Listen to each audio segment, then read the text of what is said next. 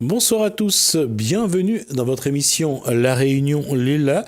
C'est une semaine particulière qui commence, surtout pour les enfants de 0 à 77 ans, on va dire. On va dire qu'à 77 ans, on peut encore avoir sa maman.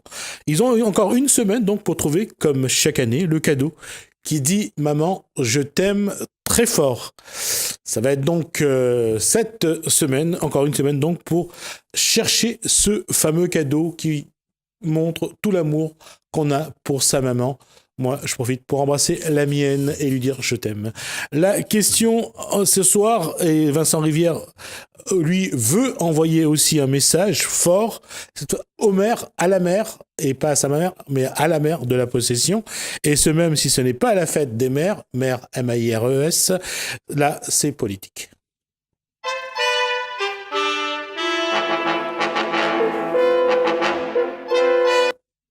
Vincent Rivière, bonsoir. Bonsoir, Jasmine Ramoudou. Alors, c'est la fête des mères, donc ça sera ce dimanche-là, mais le cadeau pour la mère de la possession, c'est pas la même. Pas du tout. Déjà, la fête des mères, pour moi, c'est une fête avant tout commerciale et c'est pas uniquement le jour de la fête des mères qu'on doit aimer ses parents.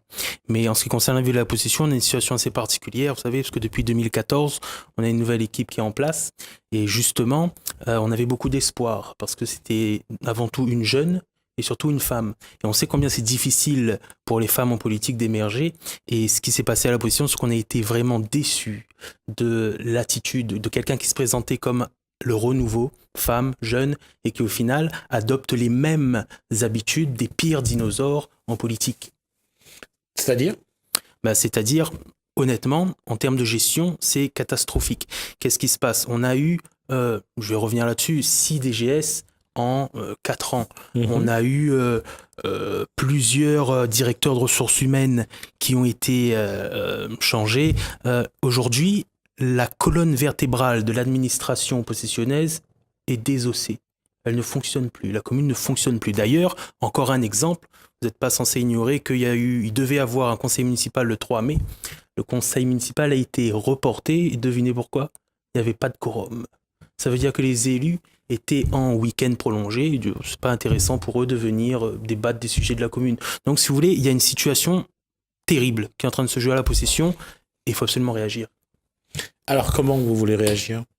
Bon, évidemment, il n'y a pas de solution miracle, mais j'aimerais quand même développer un certain nombre de points propres à la vie quotidienne des possessionnés. Si vous me permettez, je vais commencer par l'école. Vous savez, l'école, c'est un sujet important. On peut aller jusqu'à 2 fois par jour à une école, 4 fois par jour si l'enfant ne mange pas à la cantine.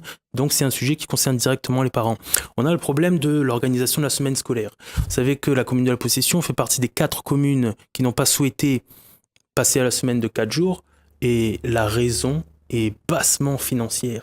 Parce que tout simplement, si la commune passait à la semaine de 4 jours tout de suite, elle aurait une enveloppe en moins de 90 € par élève qui sert à financer le périscolaire. Donc s'il y a eu la volonté de ne pas passer à la semaine de 4 jours, c'est uniquement une raison financière. Je ne suis pas tout à fait d'accord avec vous là-dessus, parce que les 20 autres communes qui sont passées 4 jours. Aux semaines de 4 jours, à la semaine de 4 jours, c'est plus pour des raisons financières. Justement, allez comprendre. Moi, ce que j'aime... C'est-à-dire que pour eux, ils n'avaient pas assez de moyens pour maintenir les bus, l'école ouverte, le personnel. Là, la possession fait cet effort, et surtout, la possession maintient un périscolaire, ce que ne font plus depuis pas mal de temps les autres communes. Absolument, et ils maintiennent un périscolaire payant tout en bénéficiant d'une enveloppe de 90 € pour chaque élève. Mais ça, c'était le jeu depuis le début, Vincent Rivière. Absolument. Oui. Mais l'idée, c'est qu'aujourd'hui, elle est en train de consulter les conseils d'école et consulter les parents d'élèves pour changer la semaine scolaire. Et on a été étonnés parce que le rectorat nous a proposé 5 propositions différentes. Et elle fait voter aux parents uniquement 2 propositions. Et dans les 2 propositions, il s'agit d'une pause méridienne de plus de 2 heures de temps. 2 heures de temps à surveiller des enfants dans la cour, tout en sachant qu'aujourd'hui, le nombre d'ATSEM, le nombre d'agents de restauration a diminué de 20%. Les ATSEM se plaignent déjà des difficultés de gestion de la pause méridienne. Donc là, on est à 1h30. Ils vont avoir 2 heures, mais pas d'augmentation d'effectifs. Mais est-ce que là-dedans, votre position prend en compte le bien-être des enfants. Absolument, absolument. D'ailleurs, c'est ça qui est terrible. Parce C'est-à-dire qu'on ne peut pas demander aux parents de statuer sur une organisation sans avoir préalablement fait un travail de pédagogie d'information. La plupart des communes, oui, je crois que la plupart des communes ont fait voter leur conseil d'école et chaque conseil d'école a choisi le rythme qu'il souhaitait. Absolument. À la Mais possession, quel a été le choix des parents? le choix des parents, il est en consultation. Mais comme je vous dis, il y a eu 5 propositions du rectorat et seulement 2 ont été proposées aux parents. Ça, c'est une méthode de manipulation pour faire en sorte qu'il y a un choix qui soit privilégié. Je vous explique rapidement. On a le choix entre le mercredi qui saute et le vendredi après-midi qui saute, mais sur 5 jours. L'idée, c'est que on va plus ou moins s'orienter vers les 4 jours et pas court le mercredi. Donc l'idée, encore une fois, c'est que la gestion de l'école à la possession est défectueuse. Et je m'explique. Il y a eu notamment le problème des ATSEM. Et on a eu notamment l'adjointe aux affaires scolaires qui a osé dire, que je retrouve un peu, on a observé l'organisation des écoles en métropole. Et on s'est aperçu qu'il n'y avait pas toujours une ATSEM par classe, mais plutôt une ATSEM par école. Donc, on a décidé de faire comme en métropole. Mais moi, je dis que ça, c'est une insulte à la possession. C'est une insulte aux Réunionnais, parce qu'on ne peut pas comparer le territoire réunionnais et le territoire métropolitain. Déjà, en termes de précarité, en termes de difficulté d'organisation, c'est un signe qu'on ne connaît pas bien la situation à la possession. Donc pour moi, ça déjà, c'est un manque de respect de vouloir absolument toujours se focaliser qu'est-ce qu'on fait en métropole, comment on pourrait expliquer aux Réunionnais comment on fait les choses bien comme il le faut. Déjà, ça, c'est un grave problème. Vous savez, on attend d'ici 2020 1000 élèves en plus. 1000 élèves en plus. Combien d'écoles ont été construites depuis 2014 ? 0. Là, on parle de la construction d'une école et on s'aperçoit que finalement, ce sont des modulaires. Des modulaires, c'est-à-dire des petites briques, on va mettre les enfants là-dedans.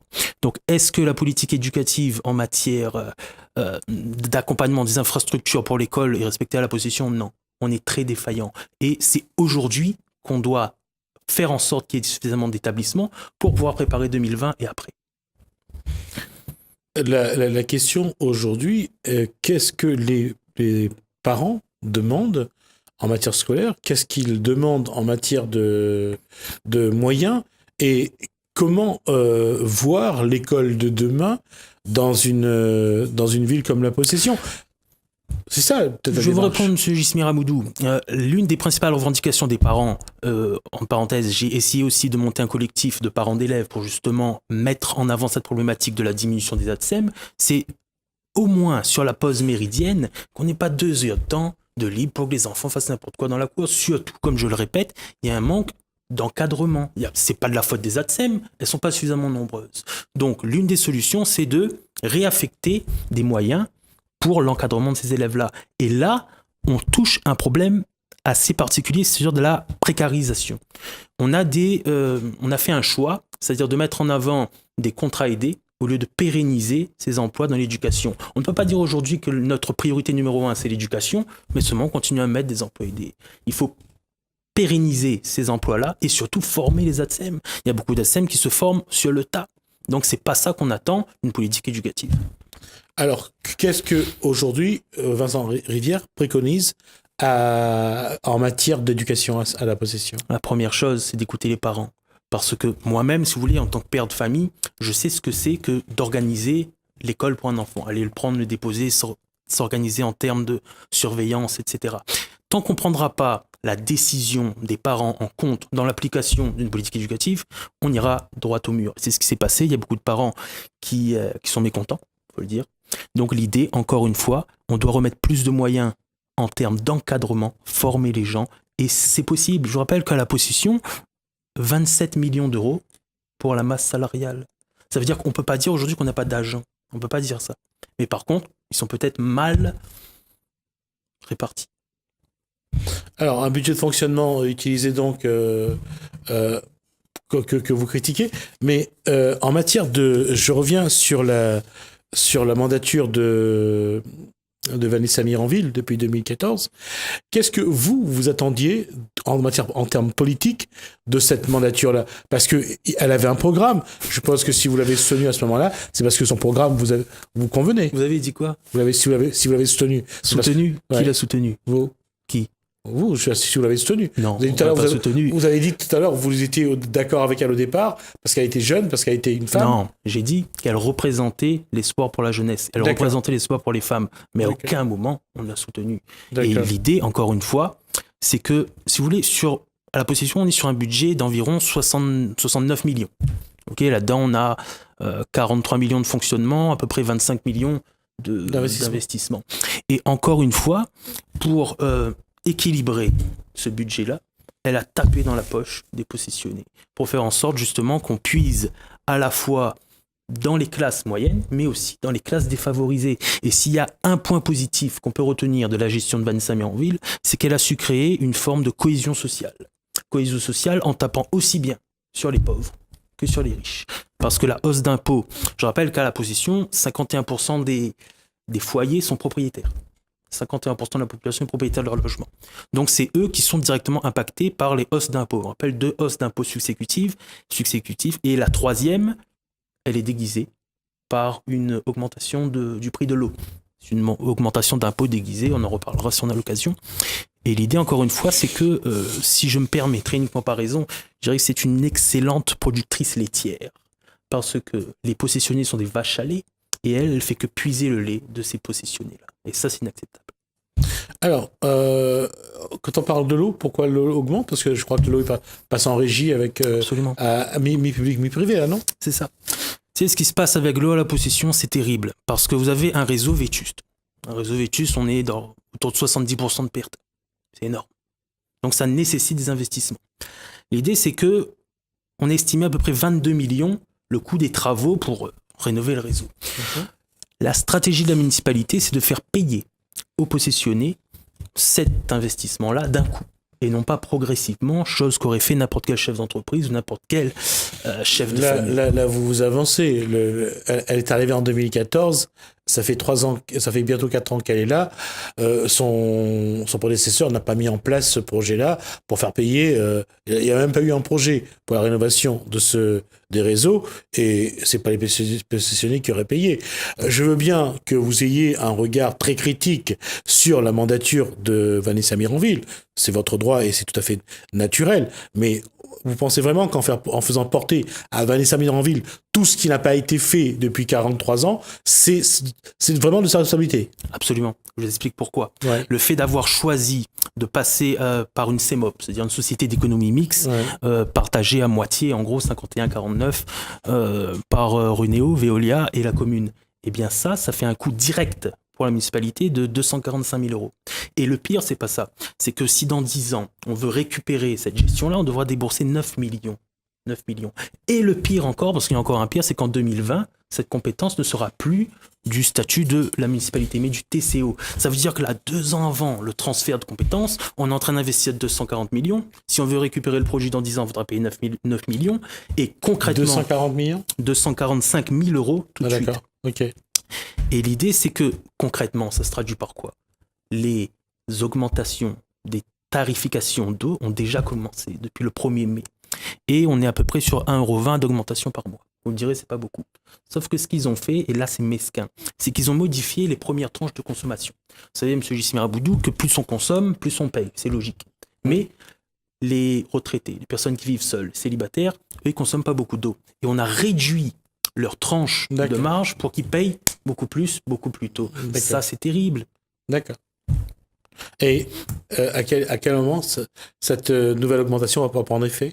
C'est-à-dire 1er mai. 1er mai, c'est fait. C'est commencé C'est commencé. D'accord, donc on devrait normalement voir venir une contestation. Bah, la contestation est déjà là. Il y a des gens qui contestent. Le problème, c'est qu'ils communiquent tellement bien qu'on arrive à faire en sorte de dire oui, c'est pour économiser l'eau, etc. Mais je le répète, on ne fait pas un investissement de 22 millions d'un coup. On le fait progressivement sur plusieurs années. D'accord. Pour pas justement que la population ressente cette hausse de charges. Alors, ma question, c'est aujourd'hui, quelle est la position de Vincent Rivière par rapport à la majorité et aussi par rapport à l'opposition? Ah, c'est terrible comme question. C'est qu'à la possession, nous avons, je vais pas dire l'opposition la plus bête du monde, mais nous avons quand même deux... Je trouve que vous êtes... Non, on a 2 courants qui se tirent dans les pattes, faut dire la vérité. Alors, il y a celui qui est mené par Philippe Robert, le fils du défunt maire de la possession. Et celui d'Éric Fontaine. Et ils ont été élus sur la même liste, Ils non? ont été sur la même liste, mais ce qui se passe, c'est que pratiquement dès le lendemain, il y a eu quand même une scission, une séparation. Donc moi, quand je dis que c'est l'opposition la plus bête de la possession, c'est parce qu'ils ne sont pas capables de s'entendre sur des sujets Essentiel. primordiaux. Voilà.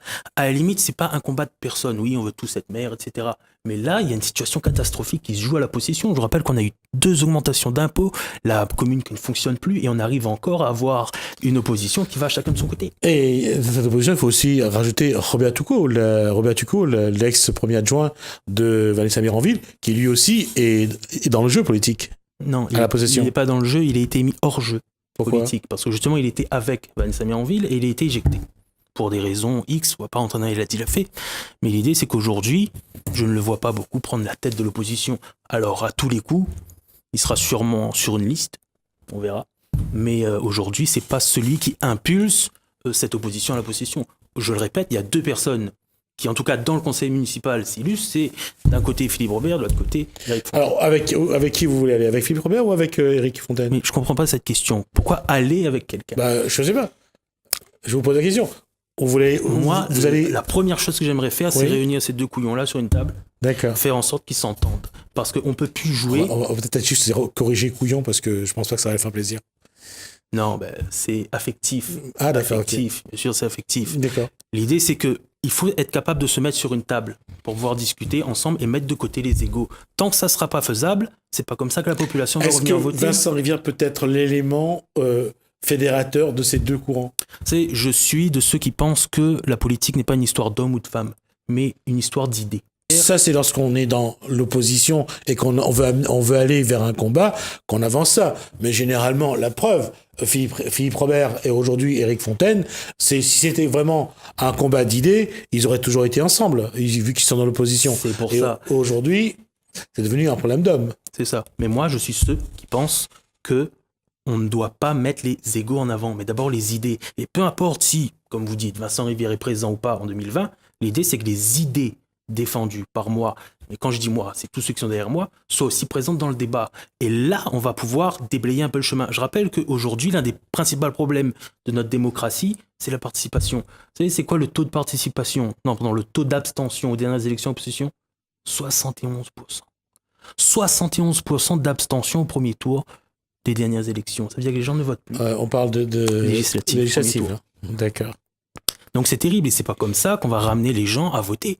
Parce que là, on est en train de décourager la population. Les gens qui se tirent dans les pattes, on a d'autres problèmes que ça. Et là, je reviens à ma question. Quel rôle veut jouer Vincent Rivière d'ici à 2020?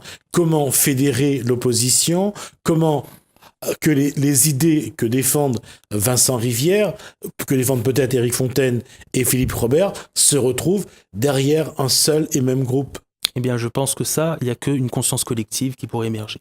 L'idée, c'est qu'aujourd'hui, c'est évidemment trop tôt pour émerger une tête de liste. Mais l'idée, c'est que si il y a des convergences des programmes politiques, il n'y a pas de raison qu'ils ne se réunissent pas sur une même proposition, un même projet. Mais qu'est-ce que nous, on pourrait faire? Honnêtement, c'est l'alternative. Je vous explique pourquoi. Vanessa Miranville a représenté la jeunesse. Elle a échoué. Aujourd'hui, c'est normal que ce soit cette même jeunesse-là qui s'est sentie trahie, qui reparte au combat et qui montre qu'il y a un autre visage à retenir de cette jeunesse-là. Et que ce n'est pas forcément une jeunesse qui va se corrompre en adoptant des méthodes pas en adéquation avec cette jeunesse-là, justement. Alors, quelle jeunesse incarne Vincent Rivière aujourd'hui? C'est une question terrible. Quelle jeunesse j'incarne? Bon, déjà, je vais vous expliquer quelque chose. J'ai fait la totalité de mes études à La Réunion. Parce que justement, j'ai refusé de m'expatrier pour me former et pour peut-être un jour revenir.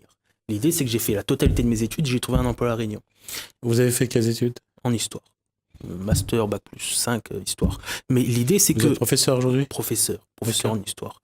Et si je fais un état des lieux du pourcentage des gens de ma promotion au lycée qui sont encore à La Réunion aujourd'hui, on doit être à 10-20%. La plupart de la jeunesse a quitté La Réunion pour aller se former ailleurs et rester travailler ailleurs. Donc quel message on enverrait si un jeune qui insiste pour travailler à La Réunion, pour rester à La Réunion, là où il est né, eh bien, ils baissent les bras. Non, je pense que l'engagement politique, c'est juste la continuité de ce combat-là. Donc l'idée, c'est que il y a des gens aujourd'hui qui ne parlent plus, qui ne s'expriment plus parce que justement, ils n'ont plus confiance en cette classe politique. Je les comprends. Je les comprends parce que c'est moche ce qui est en train de se jouer. Et s'il n'y a pas un moment, quelqu'un qui vit les mêmes conditions que la jeunesse, que la population réunionnaise, qui à un moment monte au créneau pour essayer de prendre le pouvoir et essayer de rétablir des choses qu'on connaît, parce que c'est des choses que j'ai vécues, à mon avis, c'est pas comme ça qu'on pourra refaire gagner la confiance de l'électeur. Alors, aujourd'hui, il y a une démarche. Vincent Rivière veut incarner une idée, veut incarner des idées, un mouvement, un élan. Qu'est-ce que Vincent Rivière veut amener dans ce débat politique ? De la logique.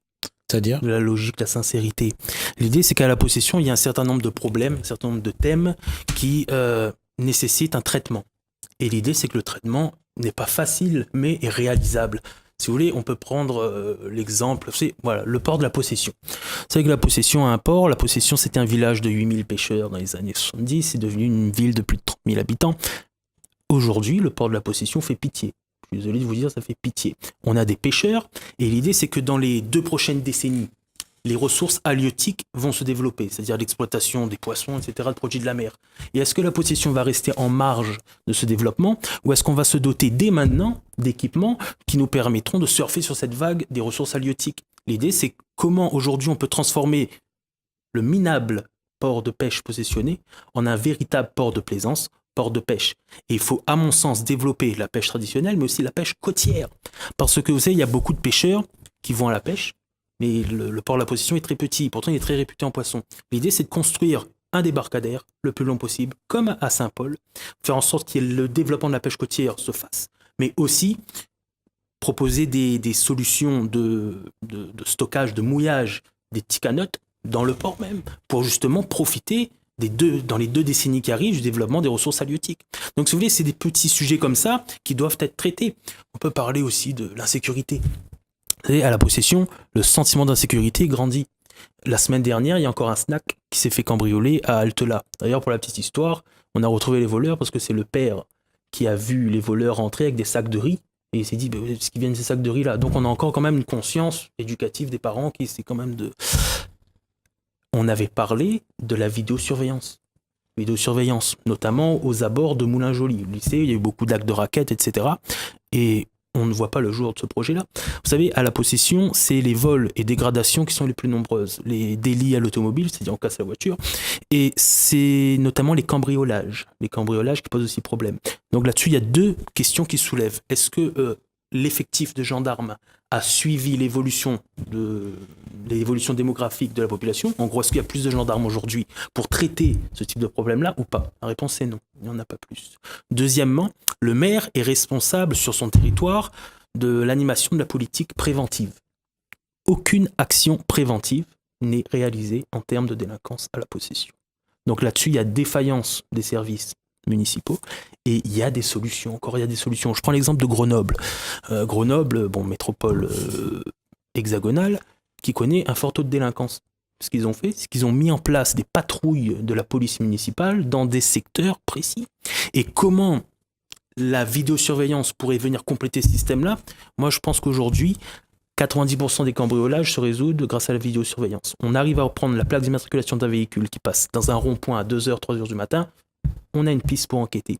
Donc, à mon sens, développer la prévention, développer les patrouilles police municipale, coupler tout ça avec sécurité, vidéosurveillance, et on devrait voir infléchir le phénomène.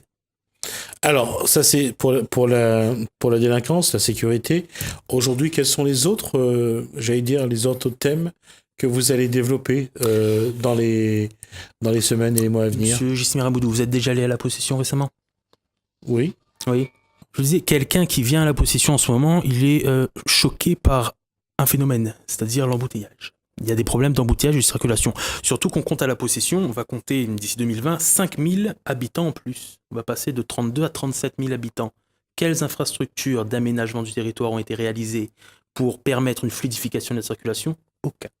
L'idée, c'est que nous, ce qu'on veut déjà proposer, c'est une modification du plan de circulation. Parce que la possession est la seule ville à La Réunion où lorsqu'on quitte la nationale, on est prioritaire par rapport à ceux de la ville. Et ça pose quoi comme problème? À chaque fois que la route du littoral est basculée, tout le monde bifurque par la possession et du coup la possession ne respire plus.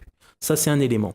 Il y a aussi la nécessité de la création d'un échangeur au niveau de la Ravina Marquet. Parce que je rappelle que Palona Ravina Marquet, il va y avoir le projet Cœur de Ville et 5000 habitants de plus. Il faut absolument créer des accès vers la voie nationale. Donc, si vous voulez, il y a des solutions. Encore faut-il la volonté politique de les appliquer. Et ça, on reste sur la circulation. Là, on parle. Et il y a aussi le fait qu'aujourd'hui, la possession, bientôt, ils travaillent déjà sur le deuxième îlot, c'est-à-dire la canopée. Il y a ce cœur de ville. Forcément, ça va amener à une évolution. Comment travailler au niveau de la circulation? Je vous annoncer quelque chose en exclusivité sur Télécréole. Il y a un projet d'expropriation des possessionnés sur la rue Lecomte de Lille pour justement faire passer un projet de TCSP, transport en commun en site propre. L'idée, c'est qu'à mon sens, ce n'est pas comme ça qu'on organise la consultation. On propose le projet et ensuite on vous apprend « Ah ben peut-être votre maison sera détruite pour faire passer ça ». Non, on réunit les gens du quartier. On voit d'abord quelle solution peut être envisagée et on prend l'avis des gens. Ça, c'est la base de toute élaboration d'une réponse politique. Là, ce qui se passe, c'est que toute la rue Lecomte de Lille va être réaménagée. Et il y a des propriétaires qui vont être expropriés. D'ailleurs, j'invite les possessionnés à se rendre sur le site du TCO pour consulter le dossier pour vérifier justement si votre propriété est concernée par cette expropriation ou pas. Et là-dessus, comment vous allez agir? Écoutez, évidemment, il faut développer le transport en commun en site propre. Il faut développer les lignes de bus. Mais parlons-en justement des lignes de bus. Je ne peux pas arriver aujourd'hui à Télécréole et pas parler de la situation des bus à la possession. Vous savez, il n'y a pas un mois où dans les écarts, je pense à Ravina Malheur, Pichette, Dodane, il y a un bus qui tombe en panne. Je vous explique. Vous êtes en train de rouler et vous voyez un moment 30, 40 personnes qui marchent en file indienne sur la rue départementale. 50, 100 mètres plus loin, il y a un bus en panne. Encore si c'était une fois de temps en temps. C'est régulier. Et n'importe quel usager qui nous regarde pourra le confirmer.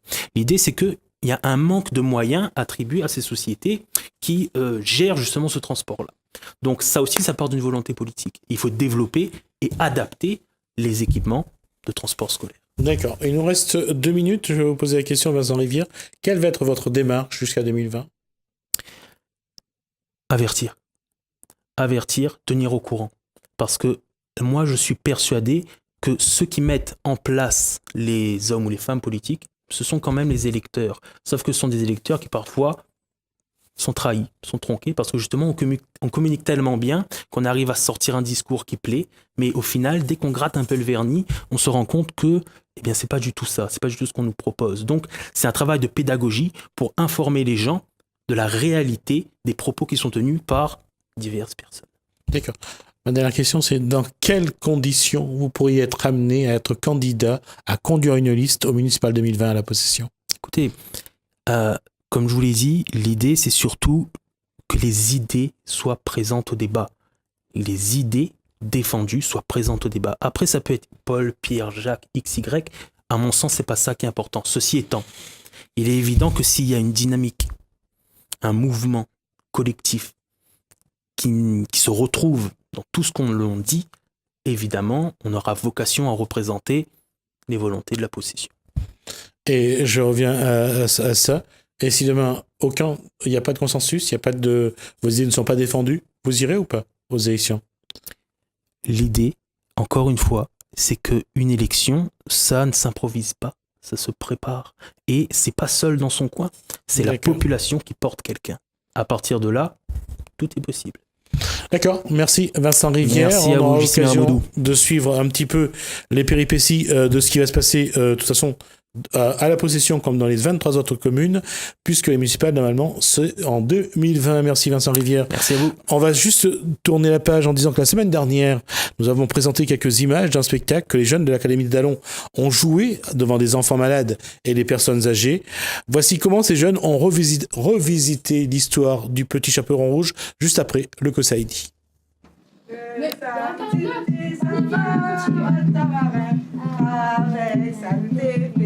Le sucré. Ça se va les doses, non? Le samedi, ça va au tamarin. Avec sa bébé, elle sucrée. Viens, chaise. Va dans la haut. Oh non. Voilà ton chaise. Le mien dans le passé. C'est qui ça? Le mien dans le Mais c'est nos enfants. Bon. Ah, moi ça. Petits enfants. C'est encore où? Ah, ben rouvre la chevillette, enlève votre culotte tout avec. Moi, t'as où? Culotte, maman, tu vois, culotte, tu vois ça là? On va aller, s'il te plaît. Bon, madame, ma Tu vois ça, slip ça là? Ma bonne slip, pas, mais un petit cœur, regarde. Bon, bref, là, ça m'a ouvert la porte, tiens mon culotte, tiens chevillère, ouvert la porte, bon, il fait mon compte. Les femmes là, ils vont piquer, t'as dit, ils vont piquer, change même le code, c'est possible. Bon, mais on essaye. Il passe pas même, c'est le bon cas. Ah, là.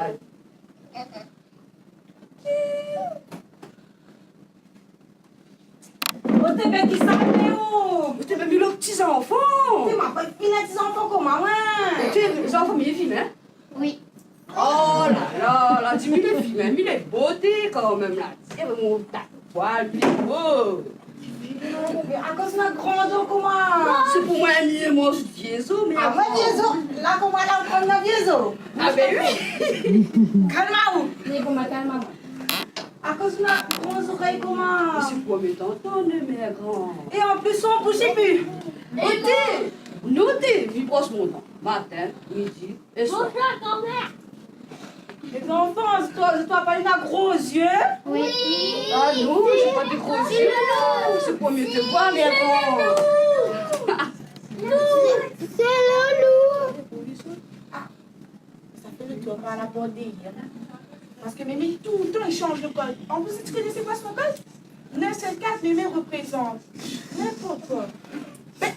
Ok, qu'est-ce qu'on fait là-haut? Mais m'invite à moi. Mais il invite à où? Mémé, Tu m'as fait ma maille. en plus, il y a un grand data de mon comment il a fait. Ah oui. On te croit, t'es où? On te Mémé, où l'a bien dit ça, où l'a ça, moi? Mémé, on est clair, Mémé, mais là, moi, elle t'a la poêle comme si moi. Mais il est pauvre, mon tas de poils. Eh, maman, ils ont l'invité à lui? Non. Ils ont invité à lui. Et au fond, ils ont l'invité à lui? Non. Ils ont invité à lui, même on l'a invité à lui.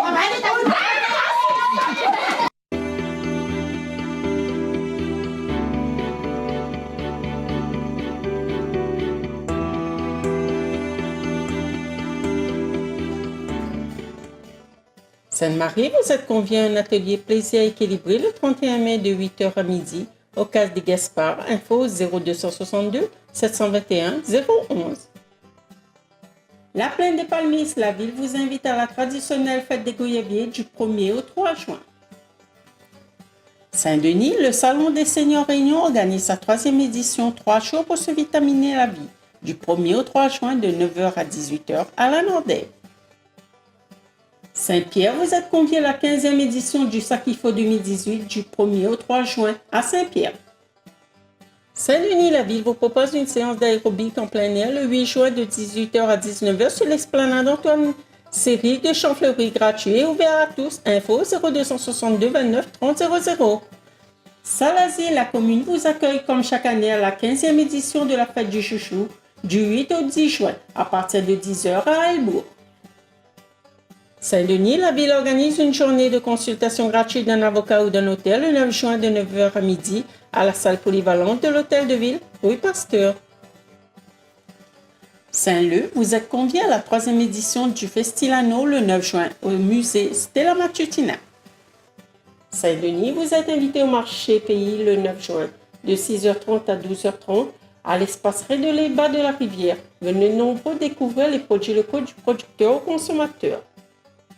Saint-Louis, la ville vous invite à son traditionnel marché de producteurs le 10 juin de 6h à midi devant la mairie de la Rivière. Sainte-Suzanne, l'association Acomar et ses partenaires vous invitent à une journée dédiée aux marins le 10 juin de 9h à 16h au phare.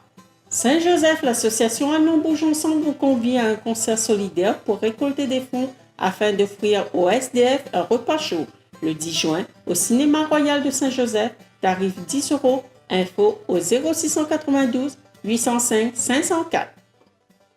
Saint-Denis, vous êtes conviés au Trail de Bellevue le 17 juin, départ 7h30 au plateau noir de Bellevue. Tarif 20 €. Saint-Louis, l'association Notre l'Avenir, les à nous et le contrat de ville vous propose Viens bouger dans le quartier Rochemède. Profitez gratuitement de cours de cuisine et différentes activités sportives jusqu'au 23 juin. Info au 0692 19 70 35. Saint-Louis, l'association Kervegen organise la fête de la musique le 23 juin de 14h à 20h à la rivière Saint-Louis. Étang Salé, Famille Espoir vous convie à la cour du aux Réunions le 24 juin à l'étang Salé derrière Aquatis. Saint-Denis, la ville vous propose une séance d'aérobic en plein air le 29 juin de 18h à 19h sur l'esplanade Antoine Séré de Champfleury. Gratuit et ouvert à tous. Info 0262 20 39 00.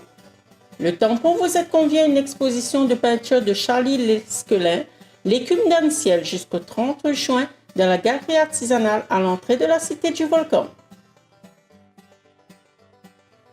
Le tampon vous êtes convié à une exposition de Béatrice Chambre Métissage jusqu'au 30 juin dans la galerie artistique de la cité du Volcan. Saint-Paul, la ville vous convie à l'exposition Marronnage refuser l'esclavage à l'île Bourbon au XVIIIe siècle jusqu'au 31 décembre.